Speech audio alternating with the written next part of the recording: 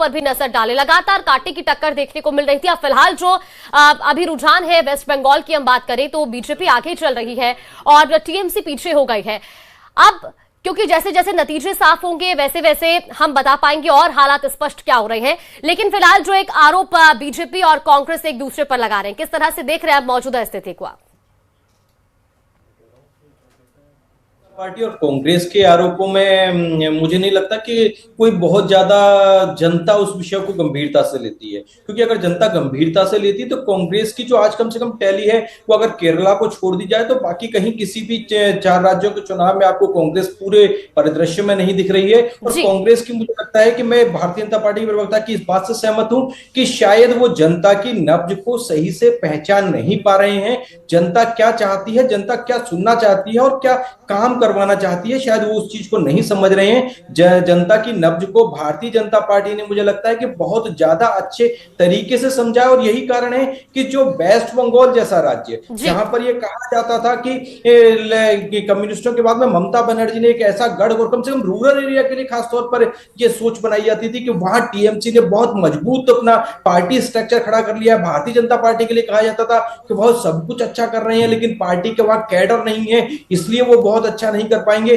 तो आज ये तमाम चीजें भारतीय जनता पार्टी ने एक बार फिर से प्रूव कर दी हैं कि वो उनके पास में वहां कैडर का कार्यकर्ता था, बूथ पर कार्यकर्ता था, जनता से उनका जुड़ाव था, जनता से जुड़े मुद्दों को वो समझ रहे थे।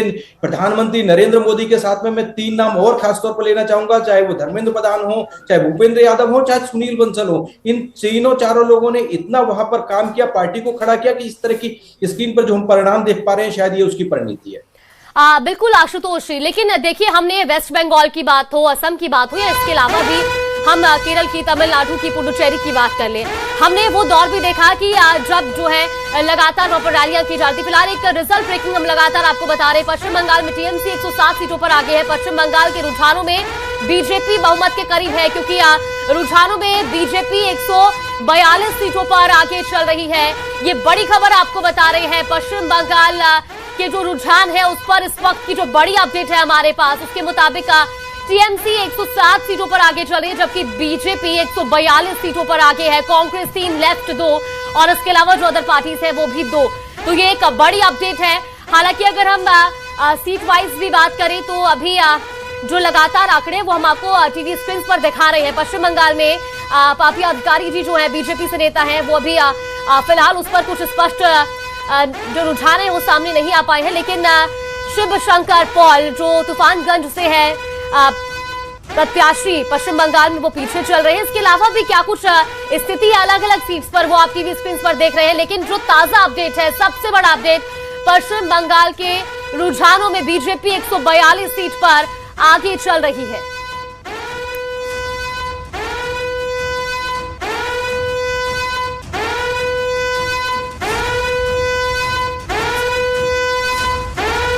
और कांग्रेस से हमारे साथ राजकुमार जी भी जुड़ गए हैं। राजकुमार जी, बहुत स्वागत है आपका न्यूज 18 राजस्थान पर। और लगातार हम चुनावी नतीजे जो रुझान है वो भी पल पल की अपडेट दे रहे हैं। अब जो मौजूदा रुझान है, असम की बात करें तो कांग्रेस महज 28 सीटों पर आगे है, जबकि बीजेपी 92 और पश्चिम बंगाल में भी बीजेपी 143 सीटों पर बढ़त बनाए हुए है, कांग्रेस महज 3 सीटों पर। परफॉर्मेंस अच्छी नहीं रही, उस तरह से ग्राउंड जीरो पर काम नहीं कर पाए, या जनता के बीच में जो मुद्दे लेकर पहुंचे थे उसमें कहीं ना कहीं कमी रह गई। क्या मानते हैं अभी रुझानों को देखकर?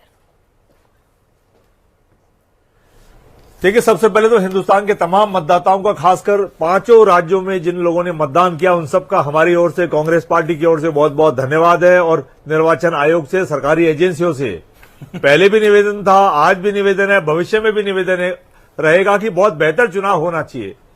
जिस मतदाता ने जहां वोट डाला है उसका वोट वहीं डालना चाहिए जी। हिंदुस्तान में कांग्रेस पार्टी ने बहुत बेहतर कैंपेन किया। 5 राज्यों के अंदर कांग्रेस पार्टी के तमाम छोटे बड़े नेताओं ने, कार्यकर्ताओं ने बेहतर कैंपेन किया और हिंदुस्तान के सामने अपनी अच्छाइयां बताई और भारतीय जनता पार्टी की सच्चाइयां भी बताई। कितना हिंदुस्तान के लोगों को दिमाग में बैठता है, कितना नहीं बैठता है, ये तो अभी रुझान है। रुझानों के आधार पर अभी हम कुछ भी नहीं कह सकते, लेकिन इतना जरूर लग रहा है कि भारतीय जनता पार्टी इन 5 राज्यों में 2-3 राज्यों में झूठ परोसने में कामयाब हो गई। भारतीय जनता पार्टी पिछले 11-12 साल से काम भी यही कर रही है। कांग्रेस पार्टी झूठ कभी नहीं परोसती है। कांग्रेस पार्टी हिंदुस्तान को चाहती है, हिंदुस्तान दुनिया के नक्शे में अग्रणी हिंदुस्तान बने।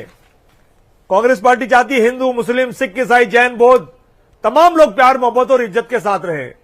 कांग्रेस पार्टी चाहती है तमाम राज्यों के लोग भी प्यार मोहब्बत के साथ रहें।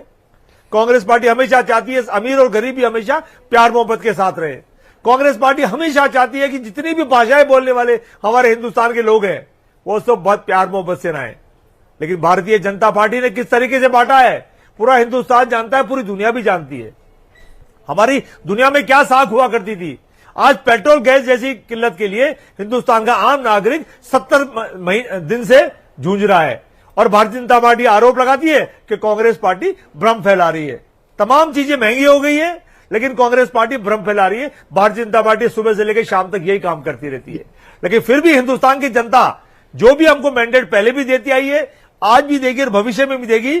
हम हिंदुस्तान की जनता को, पांचों राज्यों की जनता के न्यूज 18 चैनल पे विश्वास दिलाते हैं कि आपकी उम्मीदों पर, आपके भरोसे पे हम हमेशा खरा उतरेंगे और हम कभी भी झूठ नहीं परोस सके। हिंदुस्तान में मोहब्बत की जो दुकानें हमारी पूरे हिंदुस्तान के हर कोने में, हर गांव डाणी में खोलते रहेंगे।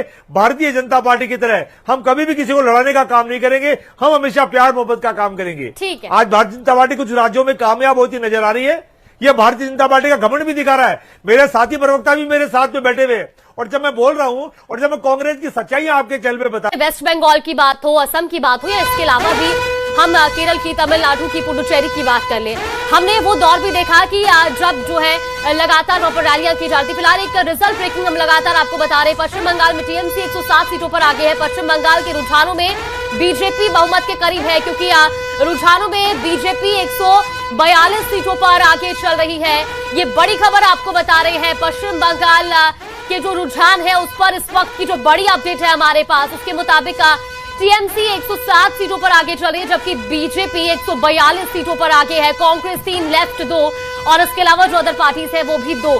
तो ये एक बड़ी अपडेट है।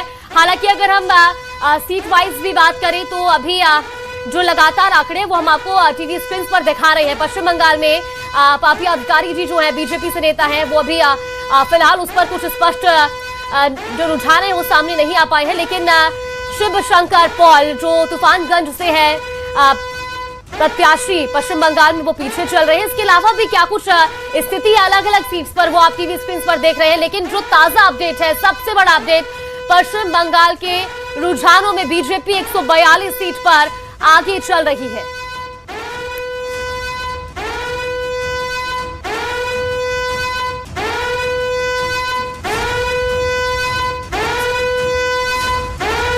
और कांग्रेस से हमारे साथ राजकुमार जी भी जुड़ गए हैं। राजकुमार जी, बहुत स्वागत है आपका न्यूज 18 राजस्थान पर। और लगातार हम चुनावी नतीजे जो रुझान है वो भी पल पल की अपडेट दे रहे हैं।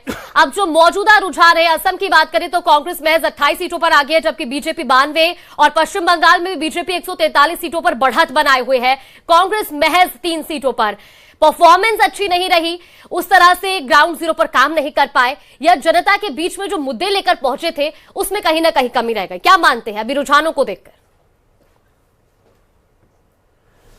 देखिए, सबसे पहले तो हिंदुस्तान के तमाम मतदाताओं का, खासकर पांचों राज्यों में जिन लोगों ने मतदान किया, उन सबका हमारी ओर से, कांग्रेस पार्टी की ओर से बहुत बहुत धन्यवाद है। और निर्वाचन आयोग से, सरकारी एजेंसियों से पहले भी निवेदन था, आज भी निवेदन है, भविष्य में भी निवेदन रहेगा कि बहुत बेहतर चुनाव होना चाहिए। जिस मतदाता ने जहां वोट डाला है उसका वोट वहीं डालना चाहिए। जी, हिंदुस्तान में कांग्रेस पार्टी ने बहुत बेहतर कैंपेन किया।